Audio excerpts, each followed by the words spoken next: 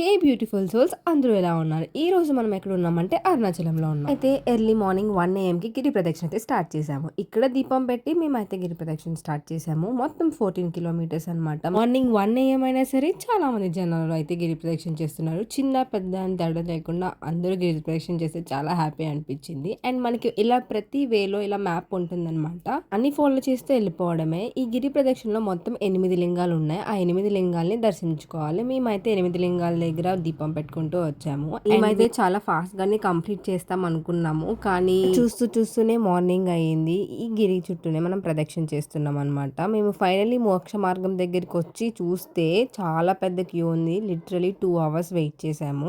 మాతో పాటు స్టార్ట్ చేసిన వాళ్ళు కూడా వెళ్ళిపోయారు. చాలా మంది స్కిప్ కూడా చేశారు. కానీ మేమైతే మోక్ష మార్గం కంప్లీట్ చేసుకుని గిరి ప్రదక్షిణ కూడా సక్సెస్ఫుల్లీ కంప్లీట్ చేసి వెంటనే దర్శనానికి అయితే వెళ్ళిపోయాం. దర్శనానికి కూడా మేము 7 అవర్స్ వెయిట్ చేసాము. మీరు కూడా ఇలాంటి ఎక్స్పీరియన్స్ చేస్తుంటే నాకు కామెంట్ సెక్షన్లో చెప్పండి. ముందు సబ్స్క్రైబ్ చేయండి.